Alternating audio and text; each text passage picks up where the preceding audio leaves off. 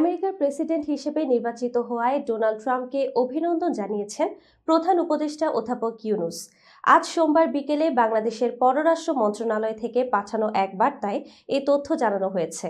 গত নভেম্বরে মার্কিন নির্বাচনে জয়লাভের পর ট্রাম্পকে দেয়া এক অভিনন্দন বার্তায় প্রধান উপদেষ্টা অধ্যাপক মোহাম্মদ ইউনূস বলেছেন, ২০২৪ সালের মার্কিন প্রেসিডেন্ট নির্বাচনে আপনার জয়ের জন্য বাংলাদেশ সরকার ও জনগণের পক্ষ থেকে আপনাকে আন্তরিক অভিনন্দন জানাতে পেরে আমি আনন্দিত।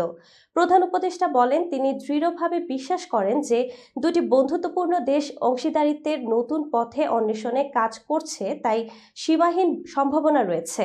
বাংলাদেশের পররাষ্ট্র মন্ত্রণালয় থেকে গণমাধ্যমে পাঠানো ওই বার্তায় বলা হয়েছে, ওয়াশিংটন ডিসিতে কয়েক ঘন্টার মধ্যে দ্বিতীয় মেয়াদে যুক্তরাষ্ট্রের প্রেসিডেন্ট হিসেবে শপথ গ্রহণ করার প্রাক্কালে ঢাকা আজ তাকে অভিনন্দন জানিয়েছে। সেই বার্তায় প্রধান উপদেষ্টা দৃঢ় বিশ্বাস ব্যক্ত করে বলেছেন যে উভয় দেশ সহযোগিতার নতুন পথ অন্বেষণে একসাথে কাজ করবে।